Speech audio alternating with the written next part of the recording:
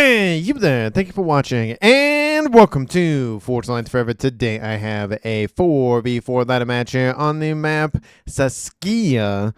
So let's go ahead and introduce our teams and our players. But before I go ahead and do that, I will note this replay is a little bit over an hour long, which classifies it as an epic.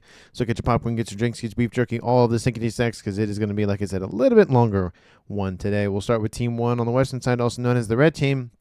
And then we have a Team 2 on the eastern side, also known as the blue team. Trying to go for Team 1's land players first in the north. We have in Blood Angel Red, it is Swatoslav playing as a Seraphim. He is an 1871 rated. And joining him on the land for now, we have in Chevy Crimson, it is MintAlex playing as a Cybran. He is a 1346 rated. First player in the water here for Team 1, it is Gava playing as a UEF. He is in orange color orange as a 1243 rated. And rounding off Team 1, we have in Light 10, and is Drimer playing as an Aeon. He is a 2184 rated, the highest rated player on Team 1 and in the game overall. So with Team 1 side of the map, they have a UEF, an Aeon, a Seraphim, and a Cybran.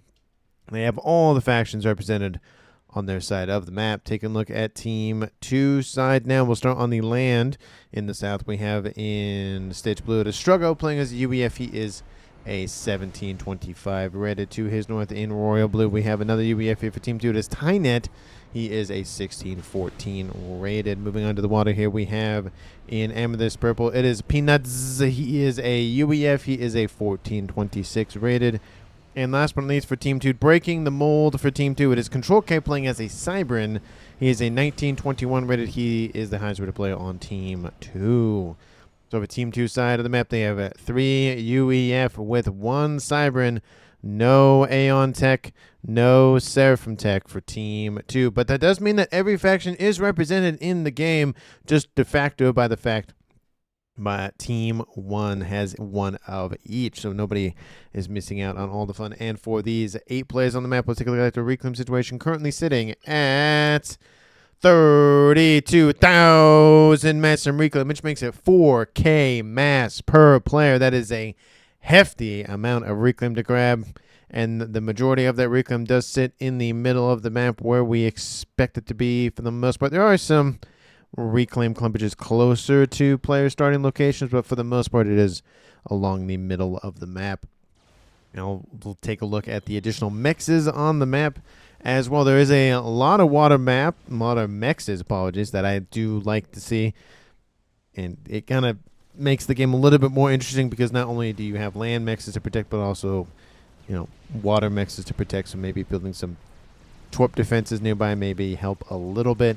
But there are some mexes in the little volcano thingy, whatever, top of the mountains that got chopped off or whatever.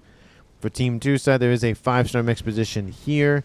There also is pretty much, I mean, you could say the islands are, you know, twin mexes, twin mexes, twin mexes, twin mexes, twin mexes, or actually that's a trimex position there. They're not super close to one another, but it's one island, so it's kind of close to one another. 2 trimex positions, or, yeah, sorry, twin mex positions. If I can talk today, I'm talking too fast. I need to slow down a little bit. It's probably what it is. And then in the north, not as many mexes here on the northern edge here. So it looks like the majority of the mexes do reside kind of more on the southern side for Team 2 and on the northern side for Team 1. We do see a little bit of some land v land action happening in the northeast between the forces of TyNet and the forces of Swatoslav. I will note that, again, it's very much going to be a naval map, but land could play a role. Again, Team 2 has only 1 unit in the game that has hover, being the Riptide.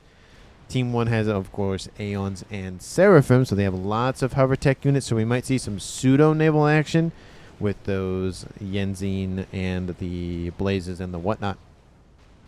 Of course, we do see the column of Team 2 Strogos down here facing off against MintAlex. We do see Swatoslav is inbound, so it is going to be 1v1 versus 1v1 on the northern and southern edges. And then in the middle of the map, I don't think there's going to be any combi-com action. Maybe we'll see a torpedo com out of Ctrl-K or MintAlex, maybe. But MintAlex is currently on the land, so maybe not. So we will see. Maybe that'll happen in the middle, but highly unlikely. I think the map will definitely be decided by naval combat, just because of the fact that there's a bunch of water on the map. Pretty much every mechs is within range of T2 tech.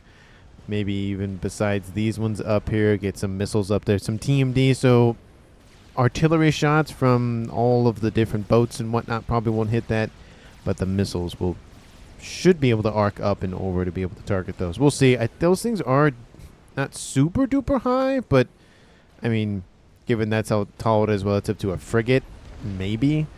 We'll just have to see. We do see com-to-com action has maybe occurred between Strogo and Mint. Mint did take a hit there, it looks like.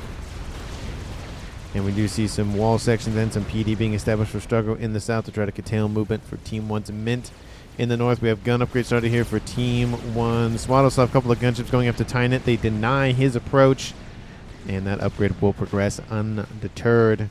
So again, I think the only upgrade that's been started here is for him. We do see T2 Air and T2 Navy online for MintAlex. We have T2 Navy here for the other two players in the water for Gava Gava and Drimer.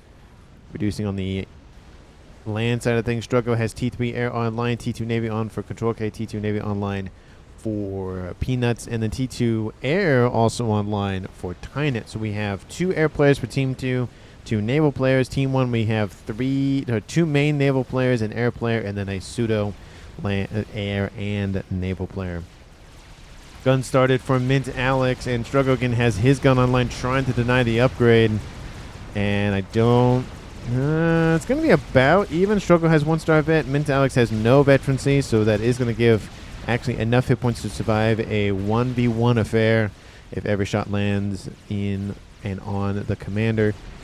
For both of them, TyNet drops into the yellow. He's in the pond now. Swatoslav is pushing with that gun upgrade, and Team 1 is winning that northern edge. Granted, like I said, there's not a lot of mexes along that line because he got a decent chunk of mexes here, and here. So he's denying some mexes for Team 2, but not a whole lot. And then in the naval side of things, Team 2 is starting to push in a little bit with their destroyers. We do see a nice little base established here for Ctrl-K to try to get some production further forward to try and maybe push into one of these main facilities. But these players are tightly knit together, so it's gonna be difficult to crack the egg, as it would be. But once the egg is cracked, it might be pretty easy to just kill off a couple of them.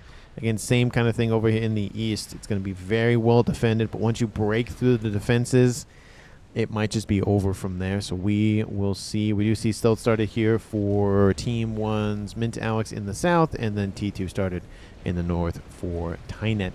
We do see Ras just injecting into the veins here for Gava Gava.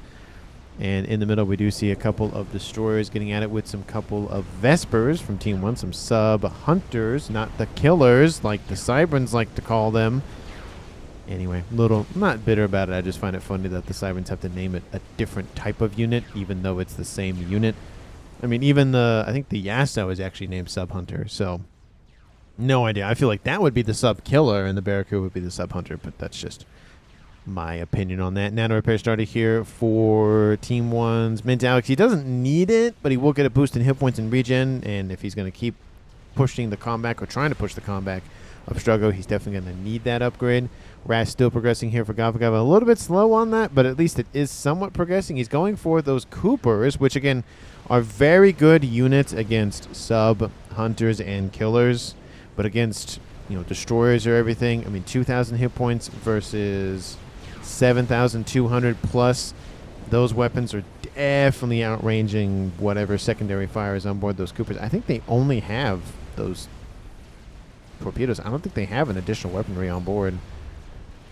Torpedo and smart char. Yeah, that's it. They do not have any actual mainline weapon like the destroyers do. But the destroyers are slowly getting pushed back. They are clumping together, which is helping to overlap their torp defense in the middle, but they are still taking some damage from the other forces nearby. I'm surprised we haven't seen a sort of run by here from Team 2's Ctrl-K, or a swim by maybe, but there's a Salem inbound. That should be more than enough to deal with those frigates. Gun upgrade started here for TyNet in the north, and he does have T2 online, so he can do some PD creeping annoyances against Swatoslav.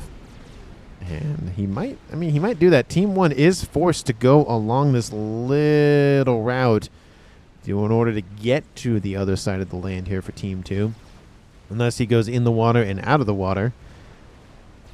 That's literally the only route. So it's just that, or sit there and kind of wait and see what happens. ASF's online, starting to patrol the skies for Team 1 with a couple of torp bombers behind them. We do see ASF's online for Team 2 as well. They're hanging out down in the south. Strogo has a nice little shield and a couple of PD emplacements online. Air facility establishing for him.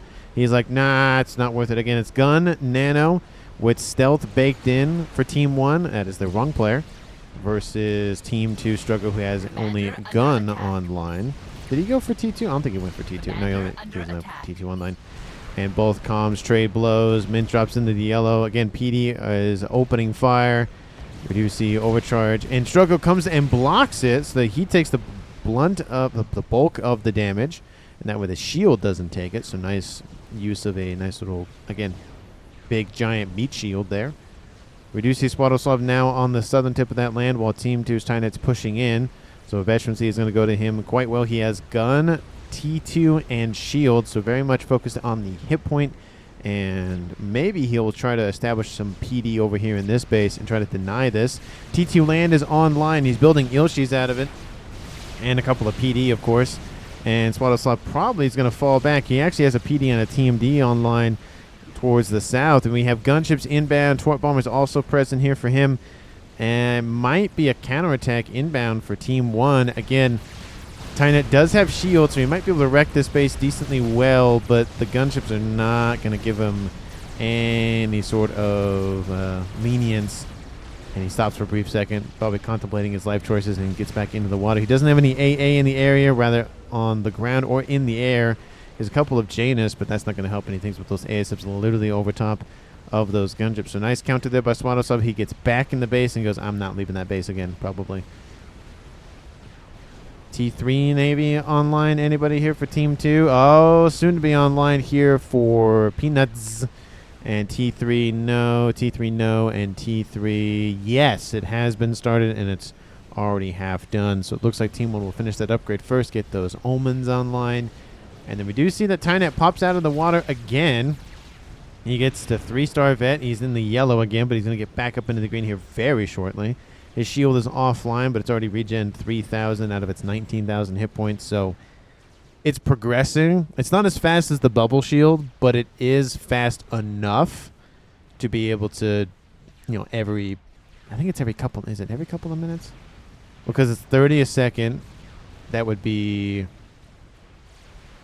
It's not 60 minutes doesn't make sense. 600 seconds, so 10 minutes, maybe? I think that math makes sense. Oh, no, it's going faster than 10 minutes.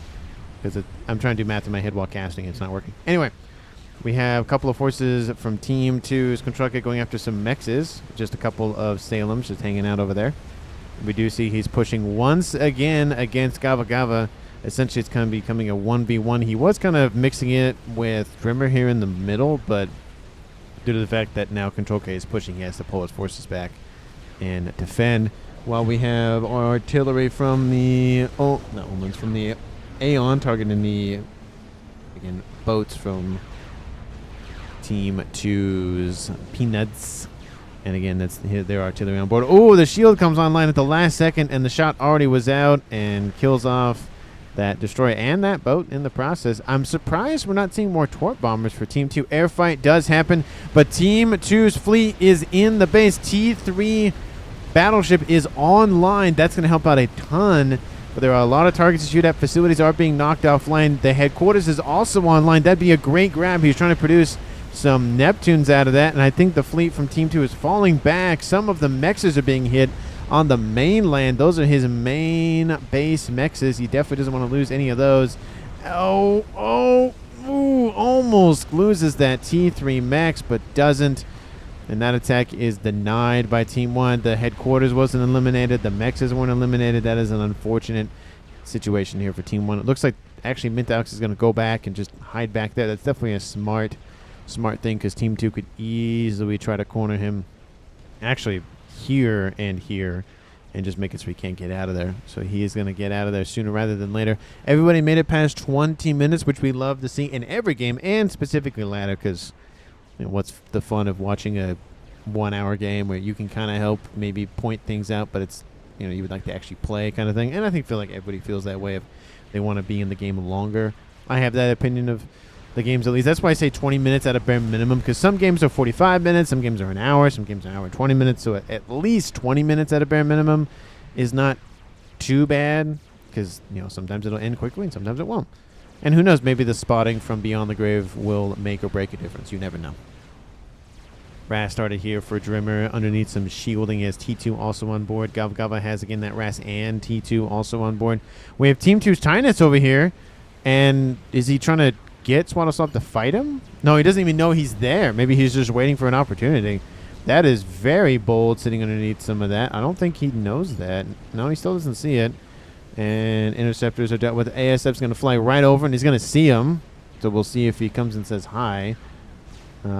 He may have known that he was there because he did have PD and other stuff down here, but I mean, he is aware of that position now just because he keeps flying overhead, but he is losing track of the comms specifically because under stealth, units are not visible anymore unless you have Omni within range, but facilities are, because facilities don't move, buildings don't move, whatnot, so that's why his little icon disappears for him.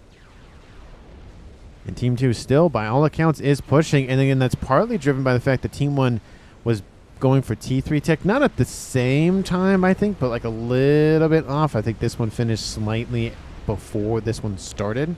So Team 2 has had a burst of, oh, there's not that many forces, so we'll push in. And as they're pushing in, they go, oh, let's go for our T3 tech, which they have.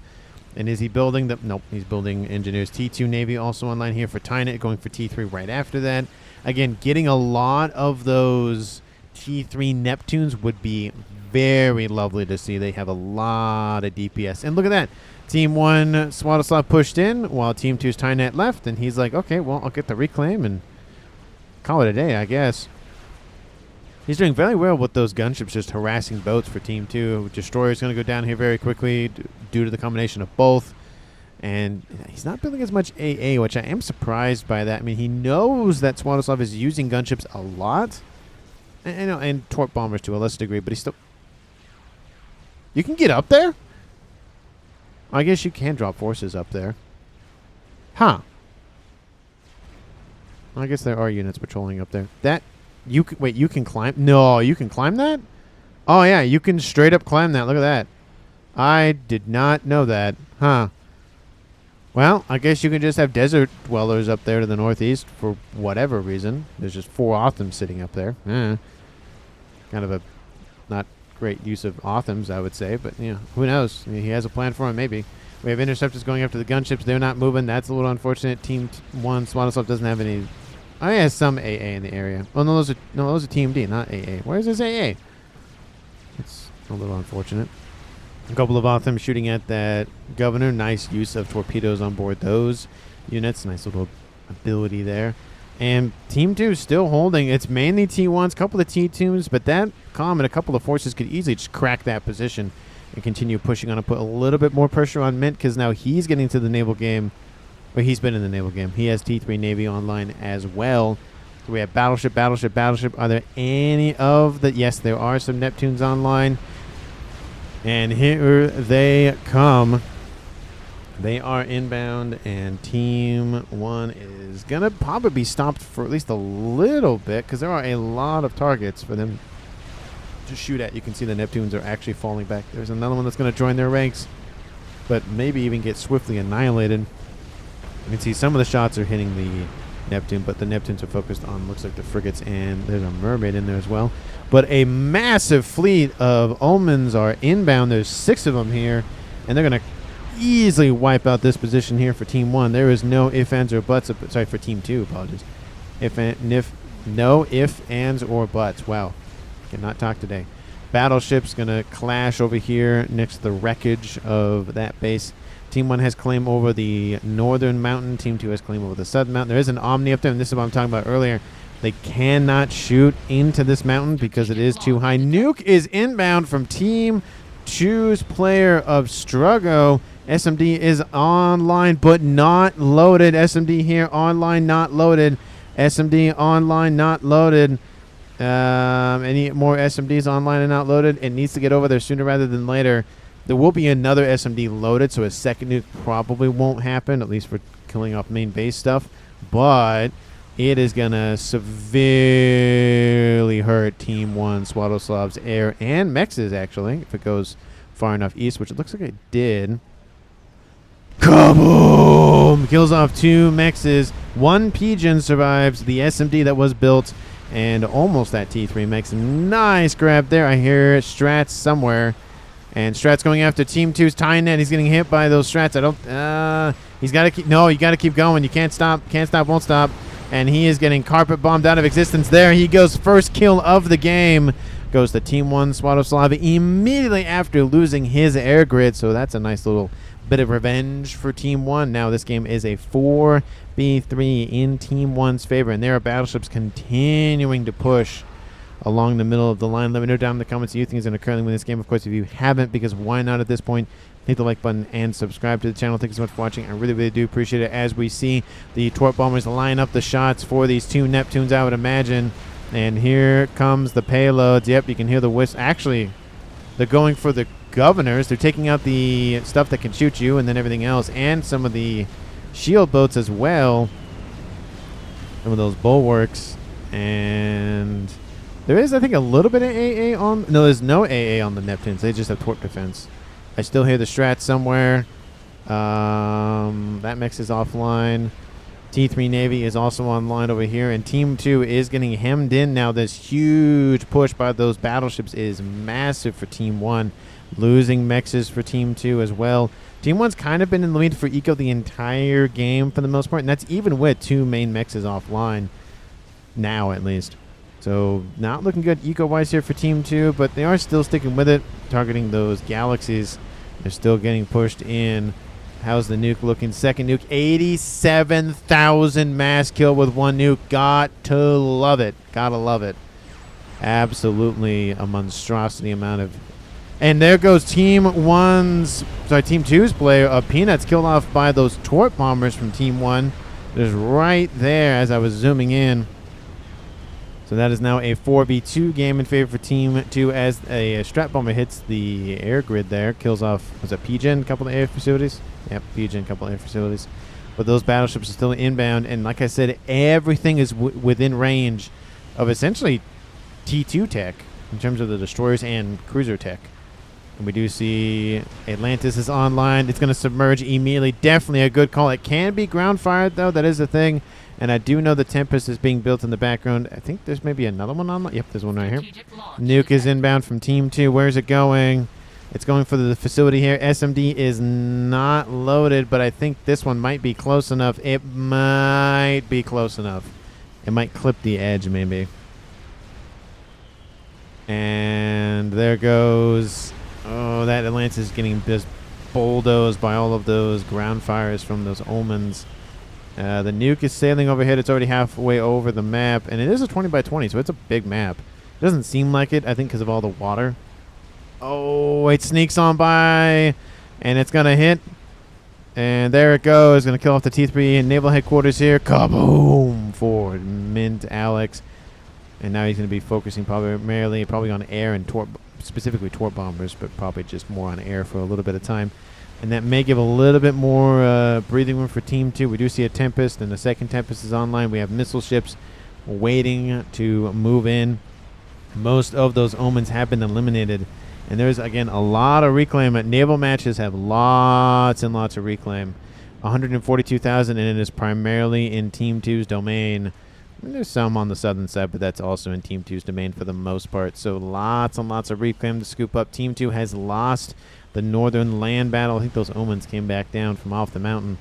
And it's a little bit of a weak point. Team 2 needs some sort of defense to deal with this. I mean, they could get pushed on that. It could be a quick response, though, but it is still APM being lost. And Team 2, again, it is 4v2, so there are things that are going to fall by the wayside. This one in particular over here definitely, I think, is not looking too hot here for Team 2. We see it's Torp Bomber after Torp Bomber after Torp Bomber. All these Storks delivering their torpedo babies.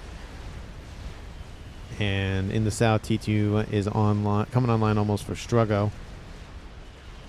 T2 is done. Starting T3 for him as well. Just trying to maybe just get some PD or something down there. We do see lots of forces still stacking up in Team 2. I mean, they have a decent amount of T1 PD, a couple of T2 PD, but those T1s could probably storm that position. I don't know if they'll completely annihilate everything, but it's going to hurt on both sides nonetheless. And now we see Team 2 starting to push in. We have 2 Tempests roughly within range now.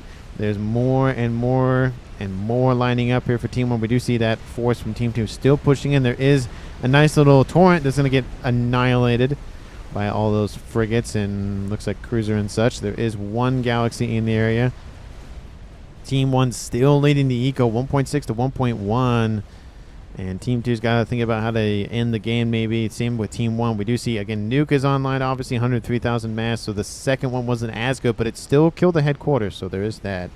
And there is that satellite that's almost done. In a naval game like this, I don't know if the satellite's going to be worth it. Artillery isn't going to be worth it in the main base unless you go for T4. Because in the T3 realm, let's see if I can grab an engineer here really quick while I'm not distracted by all the everything. Where there's an engineer. T3 artillery in the main base cannot.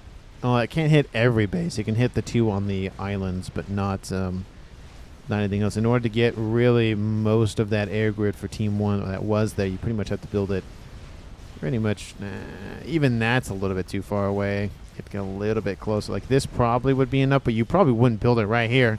There's not really a lot of room to put anything, so it's just one of those things where it's just not really worth it unless you go straight for T4. And even T4 in a naval game, that's a lot of eco going to a artillery piece that is not going to any naval unit, regardless if it's a shield boat, if it's a cruiser, if it's a whatever governor. That's still a cruiser.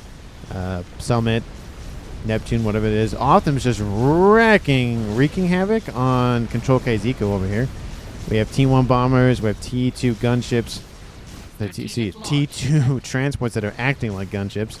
We do have a Summit shooting at them, and they got the micro on these Optims are doing very well. There's another dead mech. That's 3 dead mechs. He probably would not have gotten that 3rd mech if it wasn't for the micro. And they're still alive, and he actually is, they're both at 5-star vet. Sorry, 4-star vet? 4-star vet, apologies. They really want that 5th star. There's 1, and that other mech will probably survive. There it goes. But lovely work, though, by Team 1, Swatoslav. And we have a nuke inbound. Is it going to land short, or is it going to go for a base? It is going to land short. It's going to wipe out a couple of mexes and some facilities. Kaboom! Nice grab there. 2 mexes, 2 facilities. It just slows down production at least a little bit. I think those are both T2 facilities anyways, but look at all of the battleships coming online. There are 8 currently online with... Where are the torrents? There they are. It's a couple of torrents with 2 Tempests. He only went for 2 for now. And then for Gava, we have actually not that many battles. I think it's 5. And we also see a couple still online here from MintAlex. He's built his headquarters once again, so he's going to be back in that game. We do see Drimer is like, hey, I found a thing. It's in the air now. Shields are, some of them are already online, and they are protecting those SMDs, which I love to see. Air grid expanding. We have mass FAF farm expanding. For Gava, just get as much eco into his veins as fast as possible, essentially. Same down here, just with another air grid for Team 1. I was like, is that a... Nope. I was like, that is not a Paragon. It has similar shape, but nope. Short bombers inbound or regrouping for some target, I imagine. Team 2 is Ctrl-K. What are you up to with battleship? 15 galaxies. That's a lot of galaxies. And then I know you have summits. Where are they? There they are. He has 4. So he has essentially 20 battleships. It's going to be a slog. And naval matches do kind of end up being, okay, you line up your forces, I'll line up my forces, and we'll just shoot at one another kind of thing. There is a lot of that. I mean, you see that a lot in Sentence, to be honest. But in games like this, even with all these like twisting paths and whatnot to get to one way or the other or whatever, it kind of does kind of bog down to look 1 or maybe 2. Maybe, oh, I did not mean to grab that. Maybe a 3rd one if you can try to sneak on by the edge one way or the other, but it's just going to be a slog fest for the most part. And battleships are moving within range of actually the missile ships. They've moved up a little bit, and they're slowly peppering all of those galaxies. And they're getting beat up by Team 1. specifically being beat up are the subs that just got annihilated by those bombers, and that omen. That's not a good omen here for Team 1. There's that joke of the day. I knew it was going to come up at some point. We have another Novax being built. If he's targeting all of the eco, that's probably the best bet. Again, I think that is one of the best things to use the Novax for, is just, okay, that T3 mech is dead, that T3 mech is dead, that T3 mech is dead, that T2 mech is dead. Just all the mechs, all the exposed power. Yeah, it's nice to go for the comm or go for the artillery or the nukes or the SMDs, but usually those are shielded. You wipe out the eco, your opponent can't produce anything, and then your ground forces or air forces or naval forces can just go forward. So we do see a nice little bug is online. Again, I'm not a fan of the bug, and with all of the air flying around, at least for Team 2, I mean, it works for now, but I don't know. Having one air player and the other player on Team 2 having the bug, I mean, you might not respond fast enough, and the bug's going to die. There's another nuke inbound. Are you going to go for naval units? I mean, there is a clumpage. You have to get luck. That's probably going to be maybe a couple battleships. One battleship and one aircraft carrier. Honestly, that's not worth a nuke in my opinion. I feel like mixes over a long period of time is more worth it. I mean, this position has an SMD, so that's protected. And Swatoslav he's still holding that position up there. And Strogo is back here in the pond. Looks like he's going home. And then we do see that Ctrl-K is in the pond here. Still checking out what Team 2's up to. Looks like another bug back there. Air grid, air shielding, whatnot. Looks like he killed off the engineers. Another air grid got blown to bits. And again, there's mexes up here, mexes up here. Mexes, actually, what's nice is the mexes in the water cannot be targeted by the Novax because they're in the water. And some of them are actually decently far down. So ground fire won't even work. You have to use torpedoes. So there's that. And eco's still 1.8 to 1.2, and it's still a slogfest in the middle here, but Team 2 is losing all that steam. They got this far forward, and now they're kind of getting stopped. And again, that's because there is all of this stuff shooting at one location, so you're able to really just focus fire one unit and then another unit and then another. And these units, again, they are kind of splitting the difference, targeting this way and this way. You really want to split their focus and kind of go back to 2 lanes, but in a 2 to 1 lane like you see, it's a melting pot of not good things here for Team 2 because there's a lot of stuff shooting at them. Novax could target the Tempest, but I don't know. Is the Tempest... Oh, the Tempest is producing units. Yes. Yes, he's producing, looks like just non-stop producing sub-hunters. Love it. T2 submarines on the back of those Tempest. That is worth the cost because it gets him on the front line. You don't have to bog down the facilities building them or even upgrade new facilities to get them, considering he only has, 3 plus the headquarters T3s, a couple of T1s. There is one T2 back here, but it's exclusively building cruisers, which is also nice because you're getting AA in the area because, again, there's torp bombers on both sides, so cruisers all the time are important. It's a little concerning here for Team 2. One gunship is definitely not going to be enough, especially a T2 nice little stinger, but there is some T3s, some T1 bombers inbound, so that's going to be enough. Another nuke is inbound. I will say this, Strogo is putting out a lot of firepower with the nuke, but it's definitely diminishing returns, and he had the first one that was amazing. The second one was pretty good because it hit the headquarters, and the third one wasn't as good. And it went to the same location. Why did it go to the same location? It killed engineers off, but that's not worth the comment. That's unfortunate. I don't know if he didn't change targets or not. He thought they were going to be there, but I don't know. I feel like this could have been targeted. This could have been targeted. Does he know anything? I mean, he knows. Yeah, he knows where they are. He knows clumpages of units, so I don't know why he went for that. Maybe he thought they were going to fake and go, move when he targeted this or something, and he tried to fake him out, but didn't work. We do see circling going down for Team 2's Ctrl-K saying, hey, there's something up here. There is an air grid actually starting to form up here. I like the diagonal ones. I don't know what it is, but I just like the way they look, and they don't cascade as much. And it definitely leans less towards building a giant block. Like, at least when it's a 2x2 or a 2x column like this, I mean, there's one pigeon touching one another. There's not, if there was a third line, there's, this one's actually touching 5, or 4, sorry, not including itself. So, the satellite's targeting the mexes. Again, it's slowing down production of the battleships, but most of the firepower is coming from these two up here. I mean, that's been the primarily naval players for Team 1, or Drimer and Gava. And Drimer actually probably more so, just because look at all the Tempests, look at all the battleships. They are starting to actually move northward. It looks like they're trying to go in and around. Team 2 has kind of pulled some of their forces southward, and actually a lot of the battleships for Team 2 are actually gone. I say that, but there's still 14 of them. Drimer is currently sitting at 20, so double digits. There's still the 2 Tempests there, and looks like a little bit more of those Torrents. The air is doing very well for Team 2. They're doing very well on that front.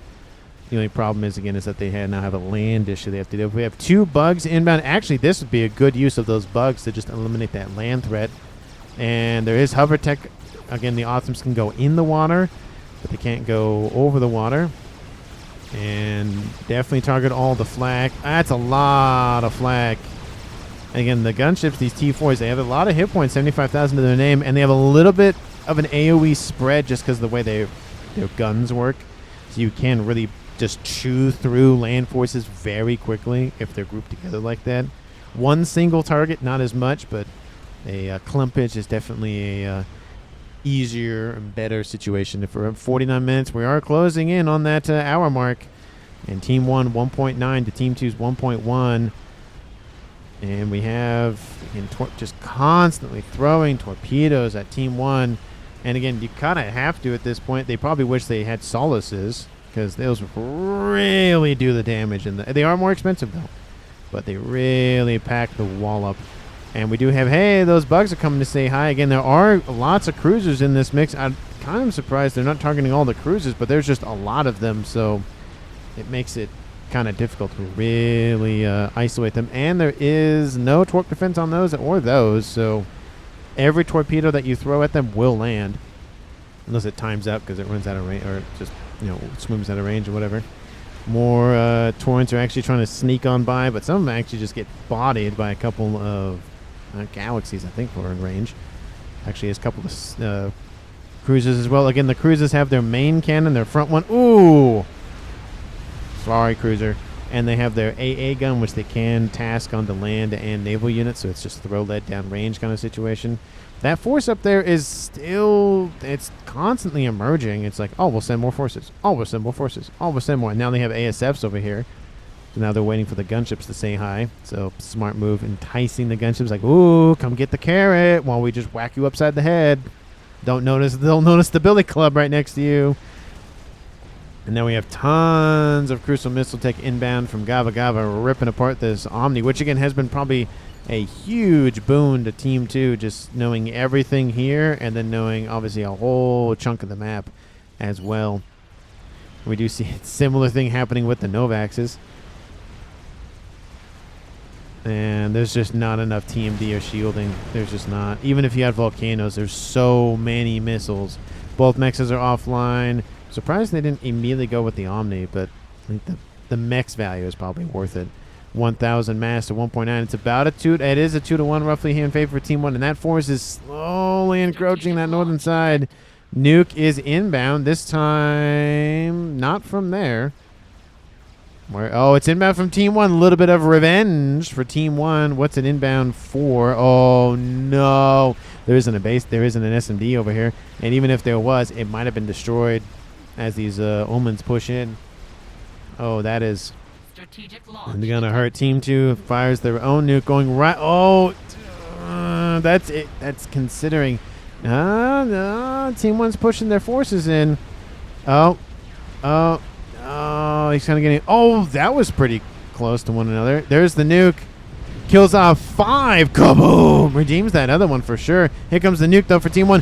Kaboom! Actually, doesn't wipe out the mexes. Gets 2 of them, but not terrible. That was 5 battleships with 1 nuke. That was well placed. I mean, it would have been a little bit better if it was a little bit forward, but he was hoping all the forces would move in, kind of thing. So pathfinding in this game is difficult, to say the least. But we do have a Scathis online for Team 2's Ctrl-K. Honestly, it's not a bad one for going for actual just naval fleets, just because they, you know, kind of sit like land units, but they are a little bit slower. But it is targeting the base back here. There is an artillery start. Again, there's that artillery for Team 1. That's what it can hit. It can't even hit. Oh, it can hit part of the island. You can probably eke out a little bit more range out of it, just slightly. But I don't know. And here comes the land forces on the northern side, wiping out the remaining stuff. Here goes the ASFs. Both bugs are dead now. There's no getting them out of there in time. The turns did not favor Strogo there. One bug. Maybe one bug gets out of there. I don't know, but still, there's another one online, so one replaces one. But Team 1 has won the air fight, and now it's just A for Team 2. And again, look at this. They're being hemmed in again, and I don't think they're going to break out again. If Team 2 can hold, it's going to take a while, because again, it's 2,000 mass to 800. That's a lot of stuff that Team 1 can produce. And either that's Torp Bomber, Strat Bomber, ASF, land unit, whatever the case may be, it's just the slow encroachment on Team 2's territory. It's just not looking good. And you know, Torp Bomber's getting shot out of the sky or whatnot. It's just not looking good for Team 2. It just really isn't. There is a chance. There is a non-zero chance that Team 2 has to win, but it is definitely low. And given the fact that Team 1 is not stopping sending units, again, there's I like this column of engineers just reclaiming. Oh, let's take a look at the reclaim totals. Team 2 and Team 1 doing very well, over 400,000 each team. And here comes more firepower inbound now to this position. Now the shielding is going to get battered. Some of the shielding is being assisted. But, I mean, they wiped out this position. The SACUs are probably too strong for at least the one Scathis to chew through. But again, they spend all of their resources on this. The damage might be well and truly done for the naval situation for Team 2. And he went for bugs, and he went for Scathis. And it could pay off. Like, you make, you know, a play for it. Maybe it'll work. He has the laser online. Took him not terribly a long time. Maybe he'll go for teleporter and maybe try to kill somebody off. But it's a naval game with a lot of water. It's a naval map, so lots of water, which means comms are definitely either hiding near the water or in the water. And specifically, we have one here, one that's again straddling that edge, one there, and then the other one, I don't know where Gava. Oh, he's up here to the north. So 3 of the 4 are in the water. One of them's almost in the water. So the likelihood of sniping a comm is going to work. That air grid got chewed up. The SMD got chewed up. See, that would be a good target. Have the SMD and satellites, the satellites and Scathis target the SMDs, and then have the nuke just blast all the main bases up, and then maybe try to hold the line, because that would wipe out Eco just de facto being right there. I mean, you could get this right here, and you grab the headquarters. You prevent more construction of battleships, at least in the Aeon side of things. You know, same thing here. Blast this open, kill off all the facilities or most of them. I mean, you could really slow down. You would still have everything that's inbound, but nothing new would be inbound. So that's the... Oh, look, an Alpha Bomber's almost online.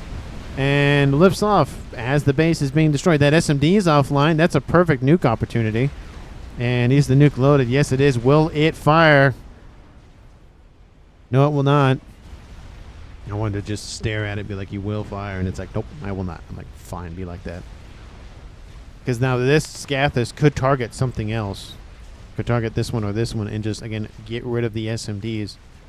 Because it's a very efficient way to deal with a lot of stuff. There's a bug getting just encircled about by AA.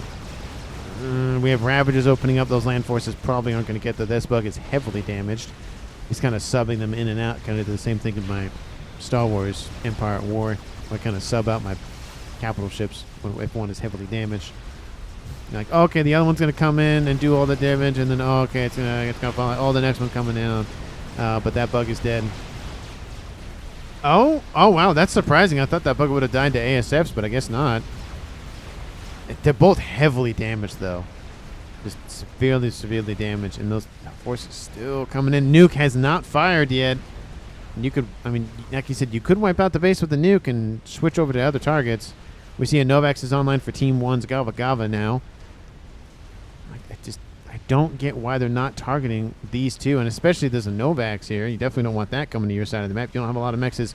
Anyways, and look at this. Team 1 has full control of the southern edge and almost the entire northern. Actually, they have the northern edge too, but I mean, they almost have control of the entire circular land, exterior land situation. It's just this one little dot that Team 1 needs to conquer to fully encapsulate the Navy. Obviously, at that point, they'd win. But 59 minutes on the clock. Scathis is targeting the T3 naval headquarters, and it is getting some shots in. I don't know if it's trying to target this or this. Actually, it's not that or this. I just don't know. I mean, the nuke would be the best efficient option. He's just not firing it, and he had a really good first nuke. I mean, he's done very. He killed 5 battleships with 1 nuke. I mean, it's been pretty well considering. And there's a bomb drops on some facilities and the mechs, I guess. But I mean, that was within range of the Omen, so I don't know if that was really important to target. 59 minutes, almost the hour mark. There goes the nuke. Is it inbound? It's inbound for this. The SMD is down. See, like that right there. The SMD is down. Easily blow up all this stuff and then move on to the next one. Blow that up. And then just hope and pray and steel yourselves to hold the line. It is a close game. It could go either way. Teleport has been started by Ctrl-K. Team 1, do you know where the comm is? No, you don't.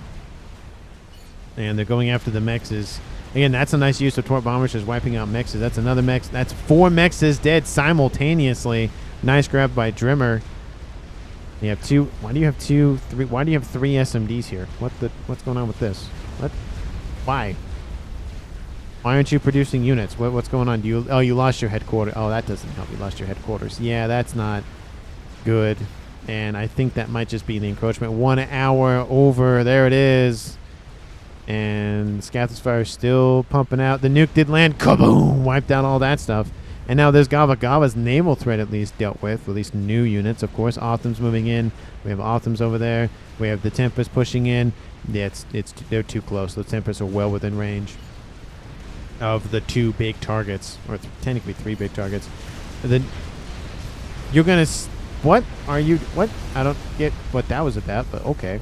I mean, you would make... I don't know. I don't know where you're going to put it, because everything else is just death at this point.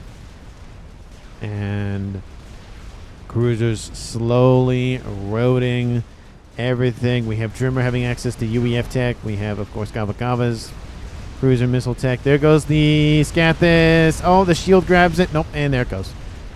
So the Scathis is down.